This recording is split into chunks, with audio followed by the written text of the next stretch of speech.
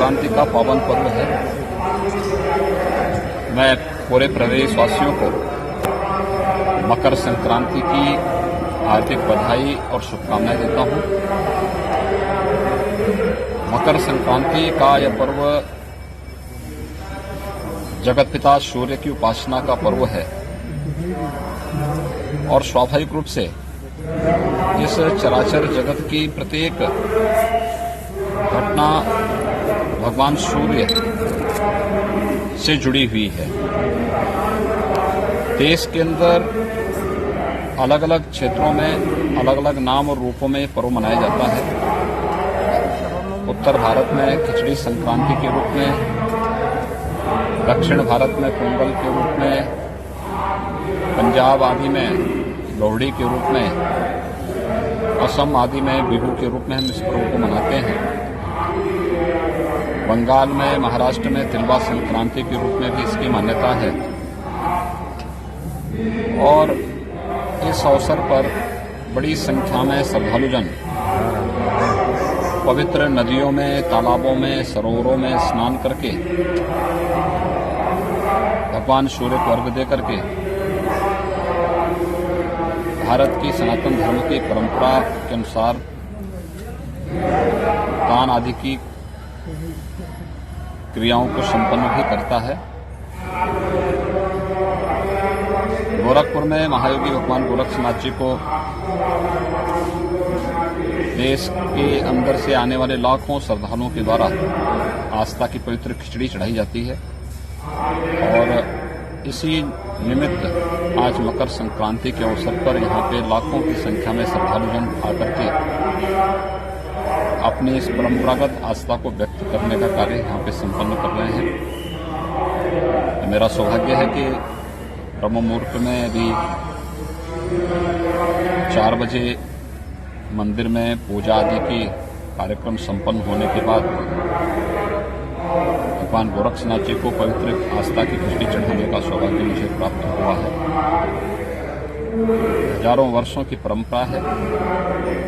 इस परंपरा का निर्वहन आज यहाँ पे किया जा रहा है। इस अवसर पे संगम तट पर प्रयागराज में और जहां भी पवित्र नदी सरोवर हैं उन सभी जगहों पर बड़ी मात्रा में श्रद्धालुजन स्नान आदि करके इस पूरे आयोजन में शामिल होते हैं। मकर संक्रांति के अवसर पर यहाँ पर श्रद्धालुजनों के लिए पूरी सुविधा और व्यवस्थाएं यहाँ पर पहले से ही तय की गई हैं। उसमें मंदिर प्रशासन की ओर से भी, जिला प्रशासन की ओर से भी पूरी व्यवस्था है जिससे किसी भी श्रद्धालु को किसी प्रकार की कोई दिक्कत न होने पाए और मकर संक्रांति का यह पर्व हम आनंददायक रूप से मना सकें। ये जगतपिता सूर्य की उपासना का पर्व तो है ही, ये बहुत सारे स्थानों पर किसानों की उमंग और उत्साह का पर्व भी के रूप में भी इसे मनाया जाता है।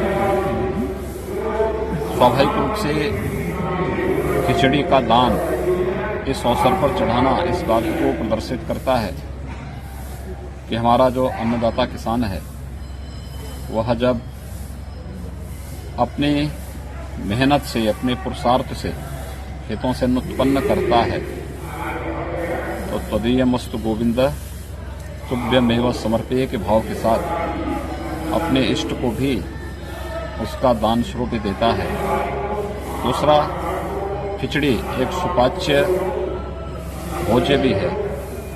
स्वाभाविक रूप से इस भीषण शीतलहरी के समय में जब व्यक्ति की पाचन क्रिया कहीं प्रभावित होती है तो खिचड़ी एक औषधि के रूप में भी वह व्यक्ति ले सकता है और आज यह कार्यक्रम यहाँ पर मकर संक्रांति के अवसर पर भगवान गोरक्षनाथ जी को आस्था की पवित्र खिचड़ी चढ़ाने के लिए जो लाखों की संख्या में श्रद्धालुजन आज आए हुए हैं उन सब को और पूरे प्रदेशवासियों को मैं मकर संक्रांति की हृदय से बधाई देता हूँ, अपनी शुभकामनाएं देता हूँ और विश्वास व्यक्त करता हूँ कि जो भी व्यवस्था बनाई गई है उसका पालन करते हुए सभी श्रद्धालुजन और जहां कहीं भी मकर संक्रांति के आयोजन के साथ जुड़े हुए हैं, कोविड-19 के प्रोटोकॉल का पालन करते हुए वह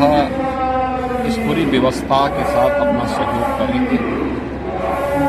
ये हम सब के लिए प्रसन्नता का विषय है कि विगत 10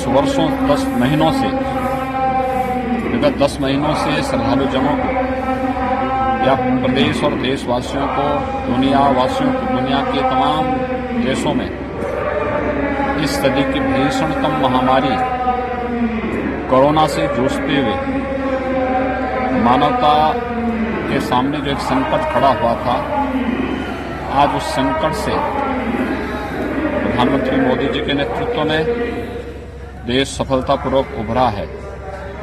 प्रदेश में भी कोरोना के केसेस में भारी गिरावट आई है। आज से 2 महीने पहले उत्तर प्रदेश में 68,000 से अधिक एक्टिव केस थे। आज ये संख्या 10,000 से नीचे आ चुकी है।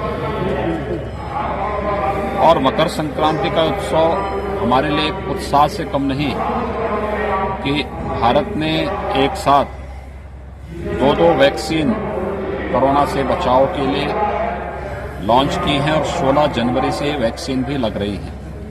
लेकिन वैक्सीन एक बचाव का उपाय है। हम सबको इस बारे में ध्यान रखना होगा कि जब तक वैक्सीन को एक्टिवेट होने में समय लगेगा, हर एक नागरिक तक पहुंचने में समय लगेगा, सावधानी और सतर्कता इसके लिए बहुत आवश्यक है। हम मकर संक्रांति के इस आयोजन के साथ सहभागी बने, इस आयोजन को हर्षोल्लास के साथ मनाएं, लेकिन 2 गज की दूरी और मास्क जरूरी का पालन जरूर करें, क्योंकि कोरोना से देश की इस लड़ाई को मजबूती से आगे बढ़ाने और सफलतापूर्वक इस आयोजन को संपन्न करने में हमें तभी सफलता प्राप्त होगी। मैं एक बार फिर से मकर संक्रांति के उस अवसर पर पूरे प्रदेशवासियों को हृदय से बधाई देता हूं, अपनी शुभकामनाएं देता हूं और विश्वास व्यक्त करता हूं कि मकर संक्रांति का यह आयोजन उनके जीवन में एक नया उत्साह और उमंग भरेगा, क्योंकि ये मान्यता है कि मकर संक्रांति से सूर्यदेव उत्तरायण भी होते हैं। सनातन धर्म की परंपरा के अनुसार यह एक प्रशस्त और शुभ तिथि मानी जाती है मांगलिक कार्यक्रमों के लिए। तो हर प्रकार के मांगलिक कार्य अब आज से के बाद से शुरू हो जाएंगे। तो ये उस मान्यता के अनुरूप आज की तिथि एक नए उत्साह और उमंग के साथ कई प्रकार की खुशखबरियों के साथ देशवासियों के लिए, प्रदेशवासियों के लिए है। मकर संक्रांति की हार्दिक बधाई और शुभकामनाएं पूरे प्रदेशवासियों के प्रति मैं व्यक्त करता हूं।